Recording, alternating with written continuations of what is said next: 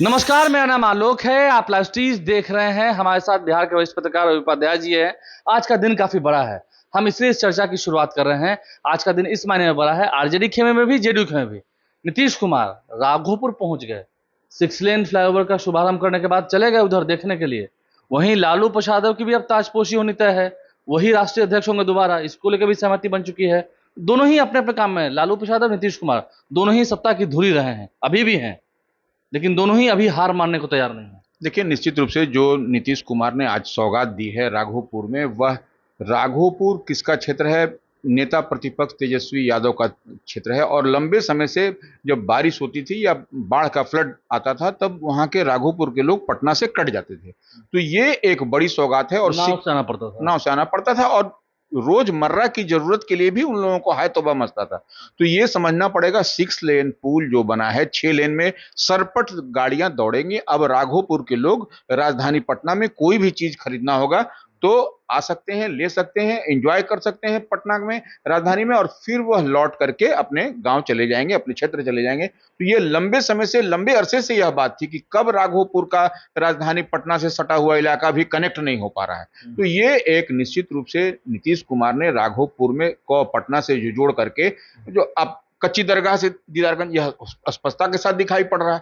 तो अब आप वहां के राघोपुर के लोग पटना आएंगे, और जो भी दवा भी खरीदना होगा या अन्य जो भी आवश्यक उपभोक्ता सामग्री खरीदनी होगी, वह पटना से खरीद करके जा सकते हैं। और निश्चित रूप से राघोपुर का भी अब विकास तेज गति से होगा, क्योंकि पटना से वह जुड़ जाएगा। तो वहां के जमीन, वहां के अन्य जो चीज है, उसका भी मूल्य आपको बढ़ता हुआ दिखाई पड़ेगा ब्रिज के बन जाने से, क्योंकि अब ये कनेक्टिविटी जो है विदुपुर तक जाएगी।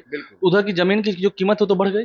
निश्चित, वही तो हम बता रहे हैं कि जमीन की कीमत बढ़ जाएगी। लोग अब जो राघोपुर से की जमीन का जो कीमत, मान लीजिए किसी जमाने में या कभी 10 रुपया होता था, आज निश्चित रूप से 100 रुपया हो जाएगा। तो ये अब वहां का जमीन का कीमत बढ़ जाने से, अब देखिए, जब जमीन का कीमत बढ़ेगा, जो कनेक्टिविटी हो जाएगी राजधानी पटना से, तो निश्चित रूप से वहां पर उद्योग धंधे भी लगेंगे, लोग अपने आप का आश्रय स्थल भी बनेगा। तो निश्चित रूप से यह एक बेहतर, नीतीश कुमार का यह ड्रीम प्रोजेक्ट था, 6 लेन पुल बनाना। और नीतीश कुमार समय समय पर अपने मंत्रियों, अपने अधिकारियों के साथ जाते थे और उसका मुआयना करते थे और सब कुछ अपना डायरेक्शन देते थे। तो ये एक बड़ी काम निश्चित रूप से नीतीश कुमार ने की है। काम तो हुआ है, निश्चित रूप से काम हुआ। अब देख, यही नहीं, कई सारे आप पुलिया बनाए गए हैं। ड्राइव बनकर तैयार हो गया, डबल डेकर बना पटना में, आप देखिए। तो यह जो है सो कितना, मीठापुर महुली पथ भी देखिए कितना तेजी से काम माने ये हो गया, वह भी तैयार है। तो ये निश्चित रूप से नीतीश कुमार सौगात देते हुए दिखाई पड़ रहे हैं। और इस बार आम चुनाव विधानसभा का होना है, तो ऐसे में एक मैसेज भी नीतीश कुमार मुख्यमंत्री के साथ साथ एनडीए के में पार्ट एंड पार्सल हैं, जदयू के राष्ट्रीय अध्यक्ष भी हैं, तो निश्चित रूप से एक मैसेज देते हुए दिखाई पड़ रहे हैं। जदयू के राष्ट्रीय अध्यक्ष मैसेज दे रहे हैं। आरजेडी के भी राष्ट्रीय अध्यक्ष फिर से लालू प्रसाद यादव ही होंगे। देखिए, निश्चित रूप से लालू प्रसाद यादव राजद के अध्यक्ष हैं और बने हुए लंबे समय से। और देखिए, आरजेडी का संगठनात्मक चुनाव चल रहा है 2025-2028 सत्र के लिए। तो ऐसे में आज उन्होंने नॉमिनेशन किया है, लालू प्रसाद यादव ने, राजद अध्यक्ष के रूप में। और फिर से वह कल स्क्रूटनी होगा पेपर का। वो स्क्रूटनी के बाद जो है सो आपको वही होंगे पुनः, वो 5 जुलाई को खुला अधिवेशन भी है। एक ही नॉमिनेशन पेपर होगा। तो निश्चित रूप से कल हम लोग कह सकते हैं, या कहा जा सकता है कि एक ही नॉमिनेशन, एक ही नामांकन पत्र हुआ है। तो राजद के फिर से जो है सो लालू प्रसाद यादव ही अध्यक्ष होंगे, और निश्चित रूप से वह गुरु भी हैं राजद के। तो ऐसे में लालू प्रसाद यादव का राजद का राष्ट्रीय अध्यक्ष होना, पूरे कार्यकर्ताओं में, पूरे विधायकों में जोश, उत्साह और उमंग है। और 4-5 को फिर आप देखिएगा कि खुला अधिवेशन होगा, उसमें स्पष्टता के साथ ये। लेकिन कल ही हम लोग कह देंगे कि निर्विरोध निर्वाचित हो गए, क्योंकि ये आज एक अच्छी तस्वीर निकल के आए।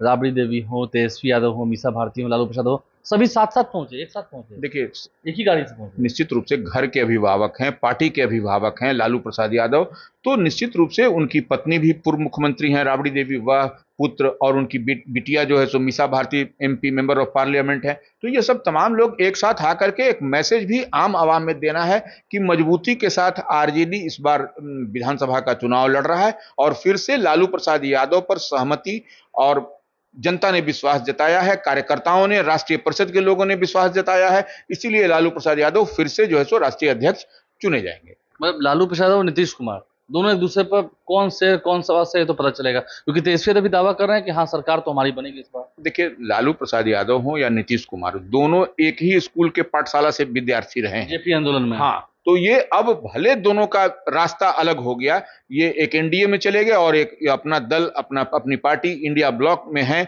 लालू प्रसाद यादव, तो एक दूसरे के सहमाच को भी बेहतर ढंग से लोग, एक नीतीश कुमार भी समझते हैं, लालू प्रसाद यादव भी समझते हैं। तो इसी को अब देखना है कि इस बार के जो विधानसभा चुनाव है यह किसको पटकनी दे सकता है, जेडीयू, आरजेडी, एनडीए या इंडिया ब्लॉक।